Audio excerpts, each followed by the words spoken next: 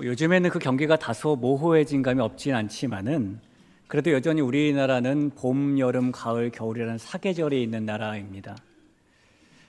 그렇게 계절이 바뀔 때마다 사람들의 옷차림을 변하게 되는데요. 근데 옷차림이 변할 때 그냥 변하는 것이 아니라 유행이라는 것이 생기게 되어요. 옷 스타일이 점점 달라진다는 것입니다. 올해에도 이 가을에 유행하는 옷 스타일이 있는데 올 가을에 유행하는 스타일의 옷을 우리는 드뮤어한 스타일이라고 말합니다.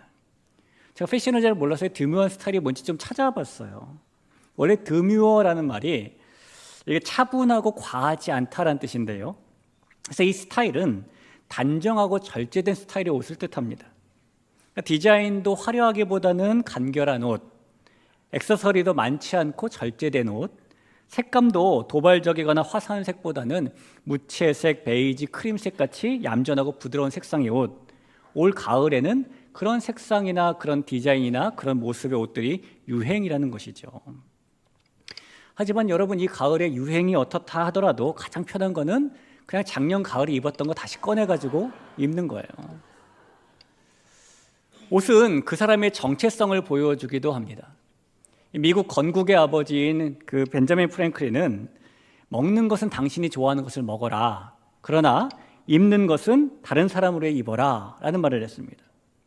아마도 그가 그런 말을 한 이유는 그만큼 무슨 옷을 입는가, 어떻게 옷을 입는가가 다른 사람들에게 자신이 누구인지, 자신이 어떤 사람인지를 보여주는 것이기 때문이겠죠. 실제로 옷의 소유자는 우리이지만 우리는 그 옷을 나무로 해서 사용하게 됩니다. 우리 자신의 현재의 상황을 잘 드러내는 것이 옷이기도 하고 옷만큼 우리 자신의 현재의 모습 정체를 잘 드러내는 것도 없습니다. 여러분, 그런 측면에서 이 가을에 우리가 하나님의 자녀라는 우리의 정체성을 잘 드러내기 위해 입어야 하는 옷이 하나 있습니다. 사실 이 옷은 계절을 타는 옷이 아니기 때문에 이 가을에만 꺼내 입는 것이 아니라 사시사철 다 꺼내 입어야 되는 옷인데 그 옷을 우리는 감사의 옷이라고 부를 수 있어요. 이 가을의 추수감사절을 맞아서 우리의 정체성을 가장 잘 드러내 보여주는 옷, 그래서 우리가 그리스도인으로 반드시 입어야 하는 옷인 그 감사의 옷을 입을 수 있는 우리가 될 수 있기를 주님의 이름으로 축복합니다. 사실 성경은 옷의 이야기로 말씀을 시작해서 옷의 이야기로 말씀을 마치고 있다고 말해도 과언이 아닙니다. 왜냐하면 성경은 죄로 인한 인간의 타락, 그리고 타락 이후의 회복을 옷과 관련해서 표현하고 있기 때문이에요. 아담과 하와가 불순종한 후에 타락하고 가장 먼저 했던 일은 하나님을 두려워하는 마음과 자신들의 죄의 수치심을 가리기 위해서 무화과 나무 잎으로 옷을 만들어 입은 거였습니다. 하지만 그들이 만들어 입은 나뭇잎 옷은 그들의 두려움과 수치를 완전히 가려줄 수가 없었죠. 그래서 하나님께서는 아담과 하와의 불완전한 무화과 나뭇잎 옷 대신에 가죽옷을 지어서 그들에게 입히십니다. 창세기 3장 21절 말씀이죠. 여호와 하나님이 아담과 그의 아내를 위하여 가죽옷을 지어 입히시니라. 여러분, 그런데 이 가죽옷을 만들 때 쓴 가죽 원단은 어디에서 나는 것일까요? 하나님께서 그때 가죽 원단을 창조하신 것일까요? 창세기 2장에 나오는 하나님께서 그 창조하시며 만드시던 모든 일을 마치셨다라는 말씀을 생각해 본다면 창세기 3장에서 하나님께서 가죽옷을 만드실 때에 아담과 하와를 위해서 그 원단을 다시 창조하신 것은 아닌 것 같아요. 그렇다면 이 가죽옷을 위한 가죽은 어디서 난 것일까요? 가죽이 생기려면 한 생명이 죽어야만 하죠. 어떤 생명인지는 알 수 없지만 한 생명이 죽었기 때문에 가죽이 생긴 것이고 그 결과 아담과 하와가 가죽옷을 입게 된 것입니다. 아마도 어떤 분들께서는 이 가죽옷이 소가죽 옷이었을까, 양가죽 옷이었을까, 아니면 레자였을까, 이런 게 궁금하실 수도 있습니다. 그러나 그것이 중요한 것은 아니에요. 이 가죽옷이 입게 하기 위해서 한 생명이 죽었다는 사실이 중요한 겁니다. 이렇게 성경은 구원과 회복의 옷 이야기로 말씀을 열고 있어요. 또한 성경은 역시 구원과 회복의 옷 이야기로 말씀을 마무리하고 있기도 합니다. 요한계시록에 보면 유난히 흰 옷을 입은 성도들에 대한 말씀이 많이 나오는데요, 옷을 더럽히지 않은 성도들이 흰 옷을 입고 주님과 함께 다니게 된다, 이기는 자는 흰옷을 입는다. 큰 무리가 나와 흰옷을 입고 종려가지를 들고 어린 양 앞에 섰다. 이렇게 요한계시록에서는 이 구원받아 회복된 하나님의 자녀들을 흰옷 입은 사람들이라고 표현을 합니다. 그러면서 이 말씀에서 창세기에서 언급된 가죽옷을 위해 희생된 생명이 누군지도 언급하고 있는데, 요한계시록 7장 13절 14절에 보니까 장로 중 하나가 응답하여 나에게 이르되 이 흰옷 입은 자들이 누구며 또 어디서 왔느냐? 내가 말하기를 내 주여 당신이 아시나이다 하니, 그가 나에게 이르되 이는 큰 환난에서 나오는 자들인데 어린 양의 피에 그 옷을 씻어 희게 하였느니라 라고 말씀하죠. 이 흰옷을 입은 사람들은 어린 양의 피, 다시 말하면 어린 양의 생명에 씻은 옷을 입은 사람들이다라고 설명하고 있는 겁니다. 자, 그렇다면 여러분, 이 가죽옷을 위해 죽은 한 생명, 하나님의 자녀들의 옷을 희게 만들기 위해 피 흘린 한 생명은 누구를 말하는 것일까요? 어린 양 예수 그리스도를 말하는 것입니다. 여러분, 이 말씀들을 살펴볼 때에 우리에게는 그 예수님이라는 옷이 반드시 필요합니다. 마태복음 22장에 보니까 예수님께서 하나님 나라는 어떤 임금이 초대한 결혼잔치와 같다라는 비유에 말씀하신 적이 있는데요, 이 비유에서 임금이 결혼잔치의 기쁨을 나누기 위해서 여러 사람들을 초대했습니다.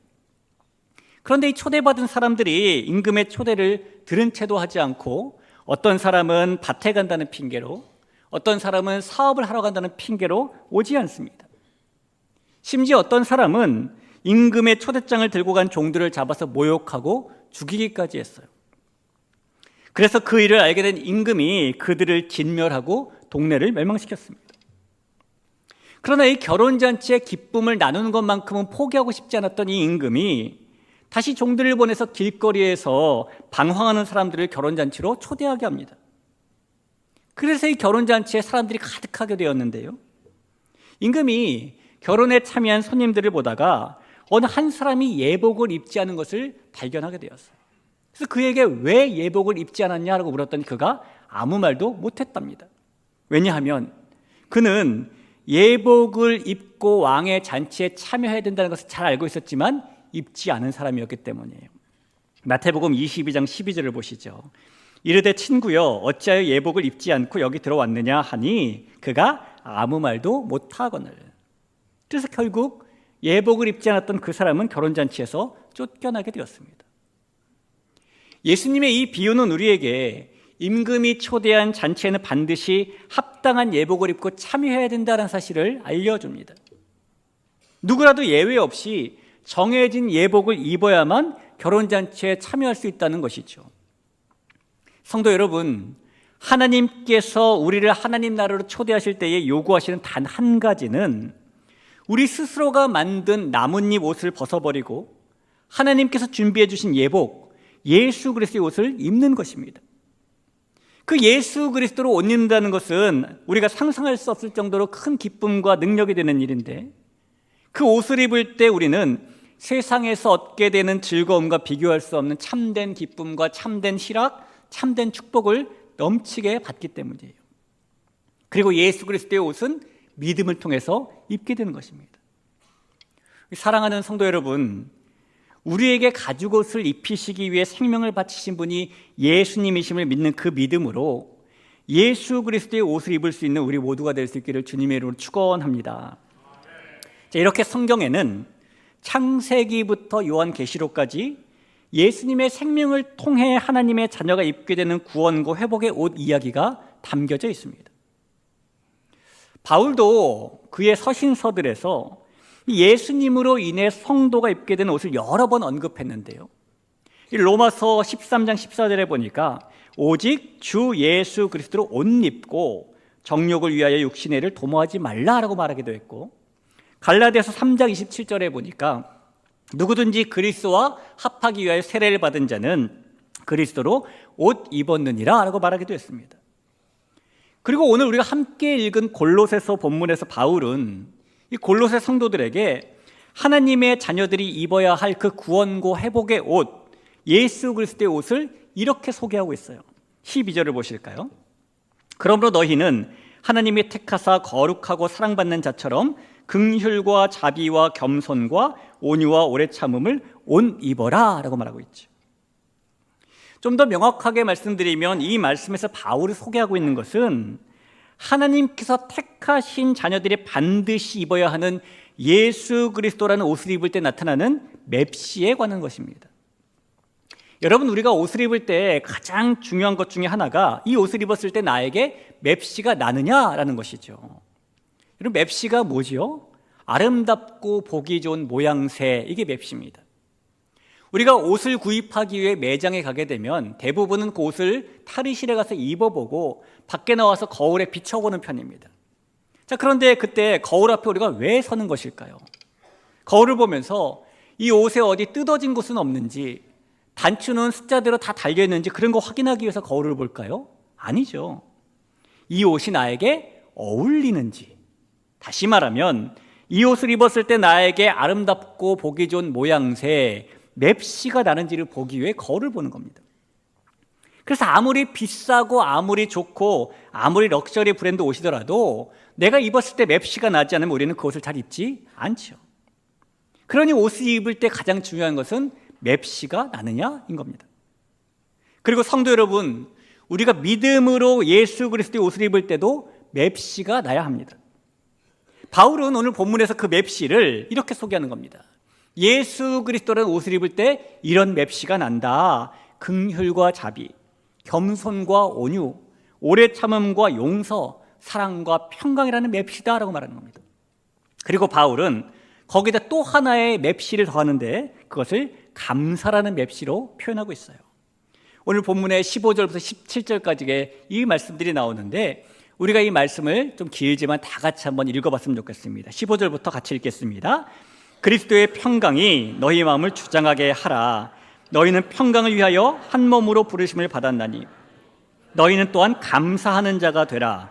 그리스도의 말씀이 너희 속에 풍성히 거하여 모든 지혜로 피차 가르치며 권면하고 시와 찬송과 신령한 노래를 부르며 감사하는 마음으로 하나님을 찬양하고 또 무엇을 말하든지 말에나 이래나 다 주 예수의 이름으로 하고 그를 힘입어 하나님 아버지께 감사하라. 아멘. 이 짧은 세 구절 속에서 바울은 감사에 대한 언급을 3번이나 해요. 우리가 알다시피 바울은 다메섹으로 가는 길에서 부활하신 예수님을 만난 후에 자신의 인생을 이방 땅에 복음을 전하는데 다 바쳤습니다. 당시 로마 제국의 갈라디아 지역과 아시아 지역, 마게도냐 지역과 아가야 지역, 그리고 그리스 등 여러 지역들을 돌아다니면서 그는 그곳 사람들에게 예수님께서 하나님께서 보내신 단 하나밖에 없는 구원자이심을 선포했고 그곳 사람들을 바른 말씀으로 가르치고 잘 돌보았어요. 하지만 그런 시간들 속에서 바울은 견디기 힘든 어려움도 많이 만났습니다. 바울은 자신이 복음을 전하면서 만났던 이 어려움들을 고린도후서에서 이렇게 나열했는데요. 고린도후서 11장 23절 이하에 보니까 내가 수고를 넘치도록 하고 옥에 갇히기도 더 많이 하고 매도 수없이 맞고 여러 번 죽을 뻔하였으니 유대인들에게 40에서 하나 가만매를 5번 맞았으며 3번 태장으로 맞고 1번 돌로 맞고 3번 파선하고 일주야를 깊은 바다에서 지냈으며 여러 번 여행하면서 강의 위험과 강도의 위험과 동족의 위험과 이방인의 위험과 시내의 위험과 광야의 위험과 바다의 위험과 거짓 형제 중의 위험을 당하고 또 수고하며 애쓰고 여러 번 자지 못하고 줄이며 목마르고 여러 번 굶고 춥고 헐벗었노라 라고 말하죠.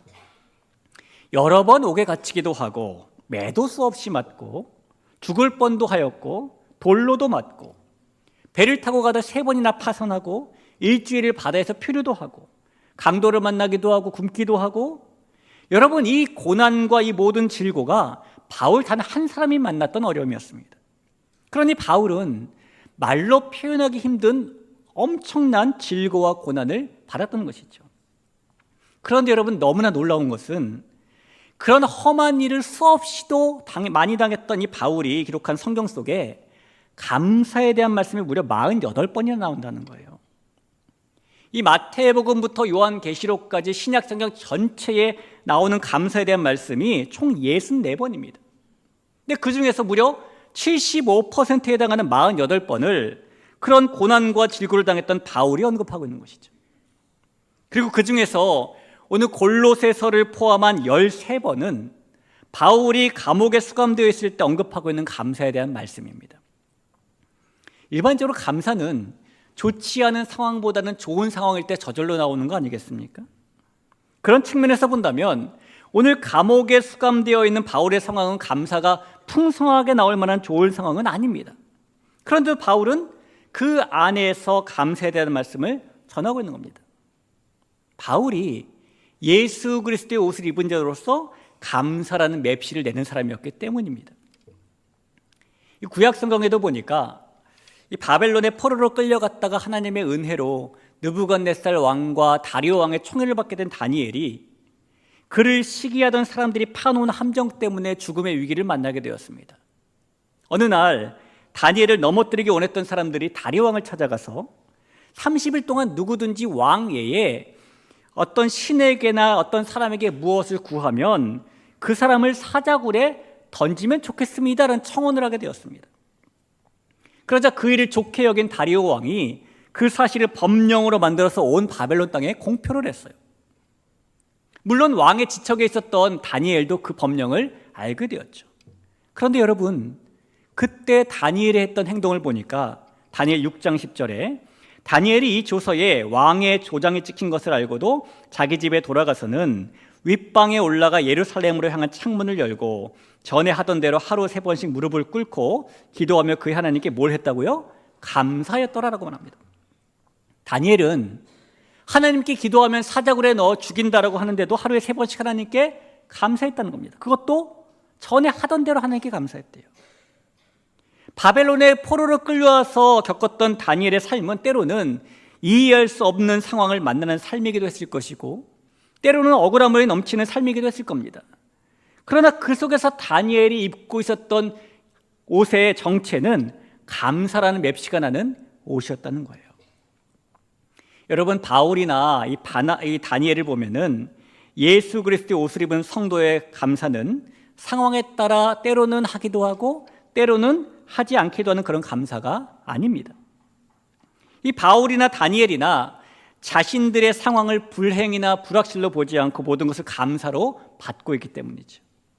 그런 것을 볼 때에 어느 때에든 무슨 일이든 모든 상황을 감사로 해석하며 반응하는 것이 예수 그리스도의 옷을 입은 성도들에게 나타나는 감사라는 맵시인 겁니다. 여러분, 오늘 우리에게 필요한 것이 바로 이런 감사의 맵시 아닐까요? 어쩌면 지금 우리는 우리가 만나고 있는 모든 상황과 환경을 온전히 다 이해하지 못하고 있을지도 모릅니다. 하지만 우리는 이미 예수 그리스도로 옷을 입은 사람들이기 때문에 우리에게 나타나는 그 상황과 환경에 상관없이 감사라는 맵시가 나타나야 하죠. 여러분, 우리는 예수님께서 십자가에 못 박히실 때 함께 그 십자가에 못 박힌 사람들입니다. 갈라디아서 2장 20절에 있죠. 내가 그리스도와 함께 십자가에 못 박혔나니 그런즉 이제는 내가 사는 것이 아니 오직 내 안에 그리스도께서 사시는 것이라. 이 말씀에서 우리가 예수님과 함께 십자가에 못 박혔다는 것은 그 이후에 주어진 우리의 삶은 덤으로 주어졌다는 뜻일 거예요. 자, 그럼 우리의 삶이 지금의 삶이 덤으로 주어진 것이라면 그 덤 속에서 일어나는 모든 일은 우리에게 마이너스가 아니라 플러스가 되는 일이어야 합니다. 그래서 우리가 잘 부르는 찬양에 있는 가사처럼 응답하신 것도 감사할 수 있는 것이고 거절하신 것도 감사할 수 있는 것이고 기쁨도 감사하고 슬픔도 감사할 수 있는 것이고 장미꽃을 가지게 된 것도 감사하는 것이고 그 꽃을 잡다 가시에 찔린 것도 감사하게 되는 것이죠. 모든 상황을 감사로 받아들일 수 있게 되는 것입니다. 성도 여러분, 우리가 감사하기 위해서 우리에게 지금보다 더 많은 것이 꼭 필요한 것은 아닐지도 모릅니다. 오히려 우리는 이미 가지고 있는 것들에 더 감사할 수 있어요. 하나님께서는 이미 우리에게 하루에 2만 번쯤 되는 호흡을 주셨습니다. 하나님께서는 이미 우리에게 하루에 15,000번이나 작동하는 눈 깜빡임도 주셨고 규칙적인 심장박동도 주셨어요.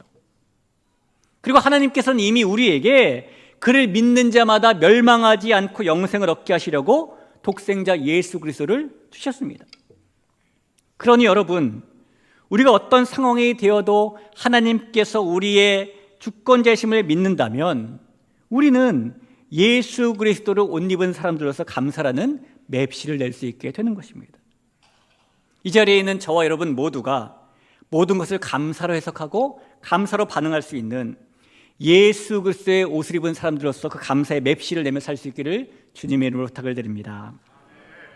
자, 여러분, 이렇게 우리는 예수 그리스도라는 옷을 입고 감사라는 맵시를 내야 하는 사람들인데, 자, 그렇다면 어떻게 하면 우리는 지금보다 감사라는 맵시를 조금 더 잘 낼 수 있을까요?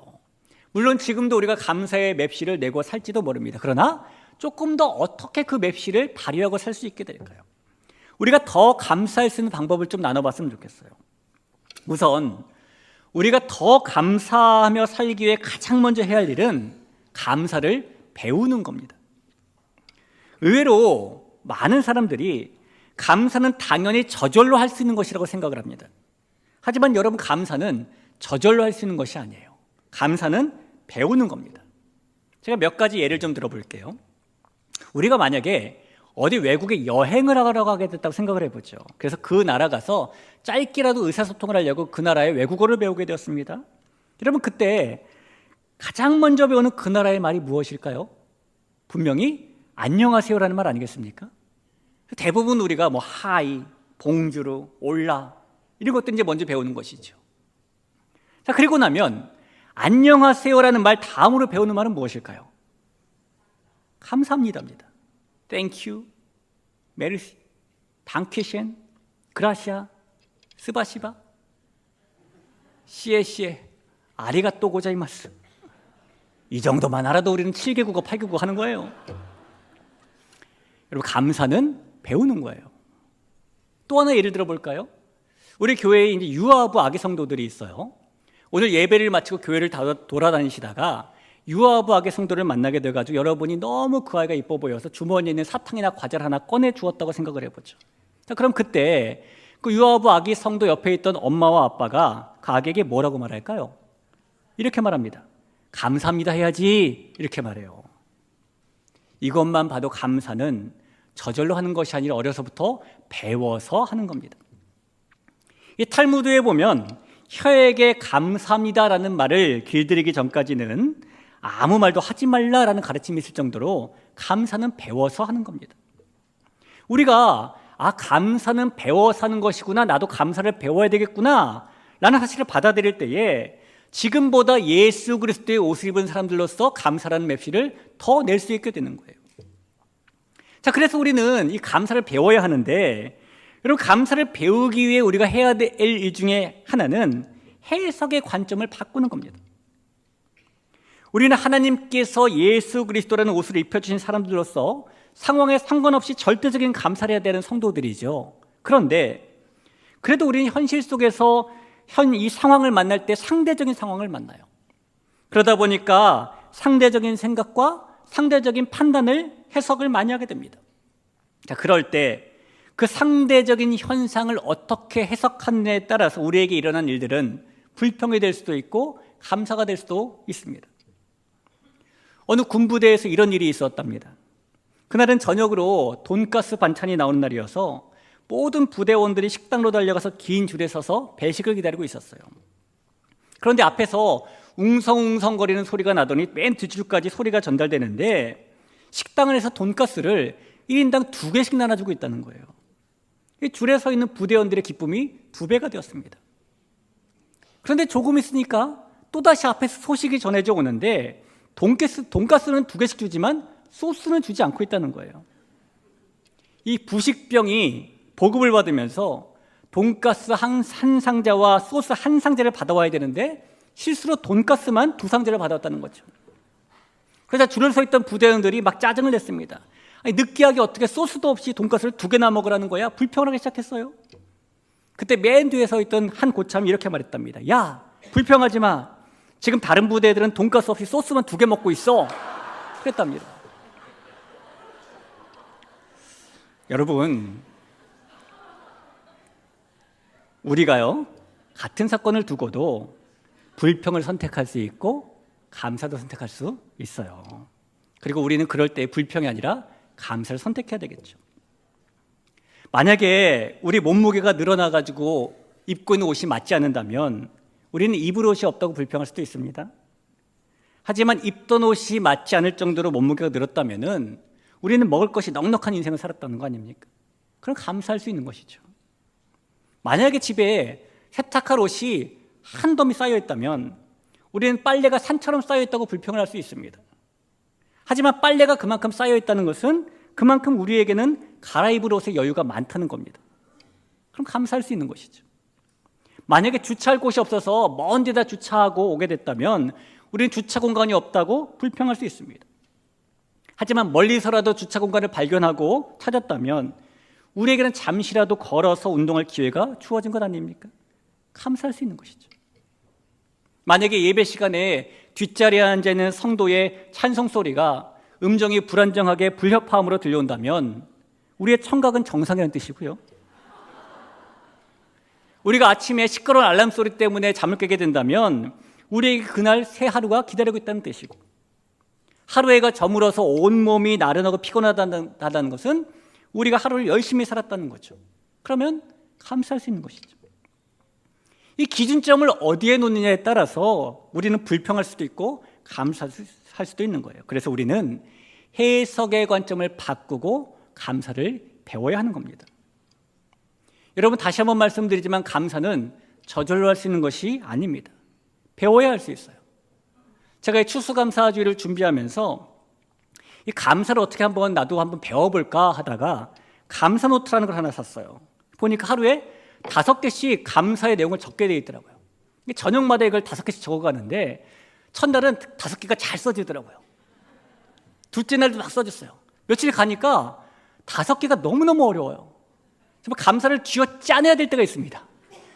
근데 여러분, 신기한 거는 쥐어 짜냈더니 감사가 쥐어 짜내지더라 라는 거예요. 감사는 배워집니다. 여러분께도 한번 말씀드리고 싶어요. 말로라도 하루에 감사합니다라는 말을 5번 이상씩 해보시거나, 뭐 이런 노트 하나 구하셔가지고 감사에 대한 내용을 5개씩 적어보시거나, 혹시 여러분들 가운데 나도 한번 감사 노트 써봐야 되겠다 이런 분이 계시면 예배 후에 목양실로 오세요. 남은 여분이 있으면 좀 하나씩 드리겠습니다. 예수 그리스도의 옷을 입은 하나님의 자녀된 저와 여러분 모두가 이 감사를 배우고, 그래서 감사의 맵시를 드러내며 살 수 있기를 주님의 이름으로 부탁드립니다. 오늘 우리가 알다시피 추수감사절이죠. 지금으로부터 약 400년 전인 1620년 12월에 영국에서 메이플라워호를 타고 102명의 청교도들이 보스턴 항구에 도착을 했습니다. 그러나 그들은 겨울 추위 때문에 금방 상륙하지 못하고 3개월을 배에서 머물러야 됐어요. 이 3개월이 지난 후에 그들이 드디어 땅에 상륙을 하고 정보도 없는 그 땅 위에서 마치 맨 땅에 헤딩하듯이 농사를 짓게 되었는데, 그러다 보니 수많은 시행착오를 겪게 됩니다. 그러다 청교도들이 천신만고 끝에 한 인디언 부족에게서 옥수수 재배법을 배우고 상륙한 지 8개월 만에 첫 수확을 겨우 거두게 되었습니다. 그때 그들이 하나님께 감사하며 첫 추수감사절을 지켜요. 아마도 그들의 첫 번째 추수감사절은 온갖 풍성한 요리가 넘쳐나고 화려한 옷으로 차려입고 온 동네 사람들이 모여서 기뻐하는 그런 감사절이 아니었을 겁니다. 왜냐하면 영국을 출발해서 그 보스턴에 도착을 하고 3개월을 머물고 또 8개월이 지나서 수확하는 이 시기까지 함께 출발했던 사람들 중에 절반 정도가 죽었기 때문입니다. 그러니 각 가정마다 가족을 잃지 않은 가정이 없었을 거예요. 그러니 그들의 이 추수감사절은 오히려 눈물과 콧물이 범벅이 된 슬픔과 비탄의 감사절이었을 수도 있습니다. 여러분, 그 청교도들이 신대륙으로 건너간 것은 아메리칸 드림을 이루기 위함이 아니었잖아요. 종교적인 박해를 피해서 신앙을 지키기 위해서였습니다. 그런데 그 신앙을 지키기 위해서 그들이 겪어야 했던 일은 추위와 배고픔, 그리고 사랑하는 가족의 죽음이었죠. 그런데 놀라운 것은 그들이 하나님께 원망을 돌리지 않는다는 거예요. 도리어 하나님께 감사를 드린다는 겁니다. 왜냐하면 그 청교도들은 예수 그리스도라는 옷을 입은 하나님의 자녀들로서 감사라는 맵시를 내는 사람들이었기 때문이죠. 우리는 옷을 잘 입는 사람을 베스트 드레서라고 부릅니다. 어떤 사람이 베스트 드레서일까요? 좋은 옷을 입은 사람? 비싼 옷을 입은 사람? 이 옷과 관련된 말 중에 TPO라는 게 있지요. 이 Time, Place, Occasion, 시간, 장소, 상황이라는 뜻인데 이 세 가지를 줄여서 TPO라고 불러요. 언제 입는 것인가? 어떤 장소에 가는 것인가? 어떤 상황인가? 이 세 가지에 맞춰서 옷을 잘 입는 사람을 우리는 그리고 베스트 드레서라고 부릅니다. 성도 여러분, 예수 그리스도라는 옷은 어떤 시간에도 어떤 장소에도 어떤 상황에도 우리에게 가장 잘 어울리는 옷입니다. 왜냐하면 그 옷을 입을 때 우리는 감사라는 맵시를 낼 수 있기 때문이에요. 우리를 위해 생명을 내어주시고 의의 옷을 입혀주신 예수님을 기억하면서 그 예수 그리스도를 옷 입은 사람들로서 감사라는 맵시를 내고 하나님 앞에서 베스트 드레서가 되어 살아갈 수 있는 우리 대길의 가족 될 수 있기를 축원합니다.